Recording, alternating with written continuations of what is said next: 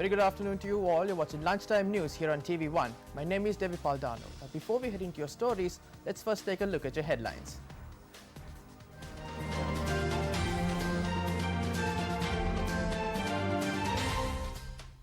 A US Department of Commerce employee succumbs to injury received from the April 21st attacks.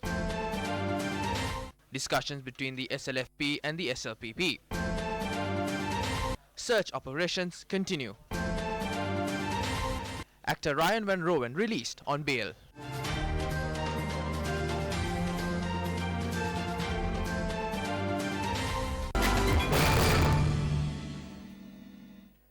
UMP parliamentarian Hesha Vitarana raised questions in Parliament from State Minister of Defence Ron Wijewardena regarding the controversial Batticaloa campus. The Eastern Province Governor's son, Governor Hizbullah's son, holds shares worth 500 million rupees of the Sharia University. The fact that the Governor's son holds shares worth 500 million and the fact that the Governor appointed by this government is in this has an impact on this situation. That is what I believe. I want to ask the question that affects the general public. Can the politicians change the law to suit them? It can be seen that our Prime Minister too is carrying out an investigation regarding this. There is an order to take the Sharia University under the Higher Education Ministry as well. This needs to be looked into. Can the Minister of Higher Education, Minister Hakim, provide an explanation? There is a process before this can be approved. There has been no discussion regarding this process or the mechanism. The environment where suspicion can arise has been created. We must let go and do what we do in the correct manner. We are doing the correct thing. I will provide a detailed report regarding this in the future.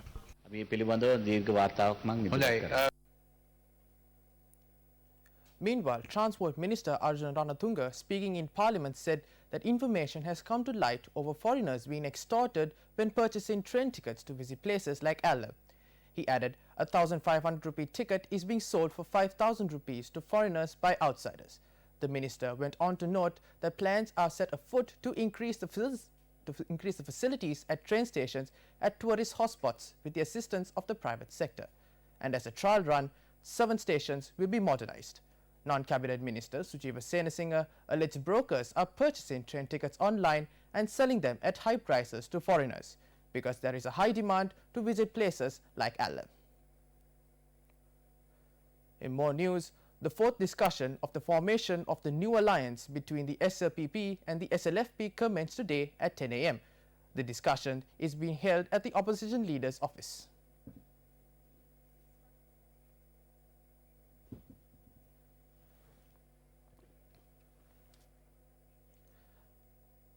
The 4th discussion of the formation of the new alliance between the SLFP and the SLPP commenced today at 10 a.m. The discussion is being held at the opposition leader's office. Discussions between the Sri Lanka Freedom Party and the Sri Lanka Potujana Peramana was held on the 14th of March. Former General Secretary of the Sri Lanka Freedom Party, Professor Rohana Lakshman Priyadasa, has stated that both parties are ready to positively face today's discussions. He further stated that more attention is paid to the views expressed on the contemporary political environment and the formation of a new alliance. General Secretary Dayasiri Jayasekara, Tilanga Sumudipala and Professor Rohana Lakshman Priyadasa were present at the discussion on behalf of the Sri Lanka Freedom Party. Chairman of the SLPP, Professor G.L. Piris and Senior Lecturer Jagat Vallavata were present on behalf of the SLPP. An American female who was an employee of the US Department of Commerce injured in the April 21st attacks has passed away. She died while receiving treatment at a hospital in Singapore yesterday. US Ambassador to Sri Lanka Elena Teplitz said that this officer, Chelsea Desaminada, was seriously injured as a result of the bomb attack at Shangri-La Hotel. She was a graduate of the Duke University and was working as an international project expert at the US Department of Commerce. It was said that Chelsea Desaminada was subject to this bomb attack when she was present in the country for an official duty. With her death, US Secretary of Commerce Wilbur Ross said in a statement that all countries should fight terrorism. In one of the headline-making stories, court ordered actor Ryan Van Rowen be released on a fine of 4,000 rupees. This was after the suspect was produced before the Mathura Chief Magistrate Isuru Nethikumara. Actor Ryan Van Royen, who was arrested along with Markanduri Madush in Dubai, was deported to the island recently.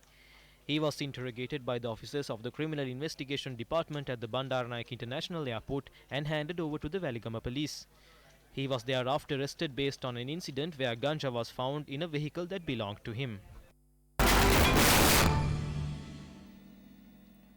Church of Ceylon Bishop of Kurunegala, Right Reverend Keithasiri Fernando, convened a media briefing in Kandy yesterday. What we should realize at this moment is that our day-to-day lives have been severely affected. It is not a majority but a minority of the Muslim community that did this. We should all work together to uplift our community again. The elections are coming up, so the relevant parties are preparing for this. There is nothing wrong in doing that. But don't use this incident for your advantage, because when that happens, our community will continue to be affected. No matter what party you represent, think about the nation. I kindly request all political parties to refrain from taking advantage of this situation and work together to uplift the community and uplift the country. Leader of the Janasatha Perumuna, Venerable Bathrumula Sila Ratana Thero, participated in a party meeting yesterday. Our politicians are responsible for the formation of ISIS terrorist groups in Sri Lanka. Do not help terrorists. A large amount of citizens are terrified as a result of terrorism. I would like to request the President to execute the law against the ministers who help and support these terrorist groups. How can we estimate the damage done to the country by these groups? Tourists are no longer visiting Sri Lanka. Employees are not going to their jobs anymore. There is no way to eat. They cannot walk freely through the streets. We have to focus on a way that can help us eliminate terrorism and to provide security to the citizens to live freely. නිදහසේ නිවහල්ව පාරේ බැලලා යන්න අවශ්‍ය වෙන විදිහට පහසුකම් යොදන්න. The Supunputa 2 fishing trawler has gone missing after getting caught in a storm. It went missing after leaving the Devinudara fishing harbour. The trawler Supunputa 2 had sailed with 5 fishermen on the 25th of March.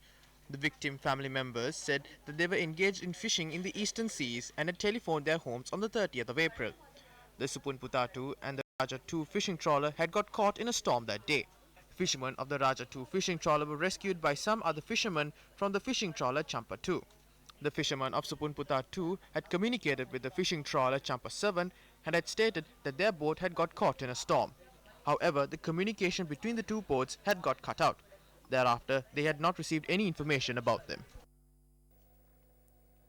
Now, the Navy arrested 9 fishermen engaged in fishing at the Back Bay area in Trincomalee. It must be noted that the Back Bay area is restricted from fishing. Officers attached to Eastern Naval Command arrested the 9 fishermen during a patrol. Navy officials stated that 650 kilograms of fish and an illegal fishing net were found. The fishermen were identified as residents of Kenya in Trincomalee. Steps have been taken to hand over the fishing gear to the Assistant Director of Fisheries in Trincomalee through the Sri Lanka Coast Guard Department. 3 people were arrested from Kaladicheni for engaging in fishing activities without a valid fishing license. Navy stated that a dinghy vessel and an outboard motor were seized from the suspects. The suspects were identified as 27 and 47-year-old residents from Sampur. The equipment used for fishing will be handed over to the office of the Assistant Director of Fisheries for further investigations. A woman was killed after being hit by a van. Our correspondent stated that the woman was hit by a van travelling towards Colombo from Kilinochchi. She was transferred to the Madhavache District Hospital and later transferred to the Anuradhapura Teaching Hospital. She had later succumbed to her injuries. Madhavache police arrested the driver of the van and he is to be produced before the Anuradhapura Magistrates Court today. Further investigations are underway. Another person died as a result of an accident which took place in the Kanadana Galevala area. The accident occurred when a 3-wheeler travelling towards the Galevala from Kurunegala and a lorry travelling towards Kurunegala from Dambulla collided with each other. Our correspondent stated that the driver of the 3-wheeler was rushed to the Galevala District Hospital and transferred to the Kandy General Hospital for further treatment. He then succumbed to his injuries. The deceased was identified as Chamara Madhusanka, a 25-year-old resident from a Pipiduma village in Galevala. The driver of the lorry was later arrested by the Galevala police. A 65-year-old woman from the Goyam Kollamulla area in Ambalantota has been hacked to death. Upon a tip-off received, the Ambalantota police found the woman's body parts in a sack. According to our correspondent, the woman had lived with her lover for several months. The police suspect that the woman has been killed as a result of a personal dispute that arose between the victim and the lover. The 48-year-old suspect has been arrested. The Ambalantata police is conducting further investigations.